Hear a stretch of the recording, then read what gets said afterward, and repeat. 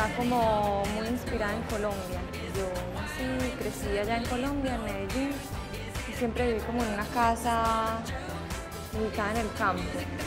Y pues últimamente lo que estoy pintando y como los proyectos que estoy trabajando están bastante relacionados con mi infancia en Colombia.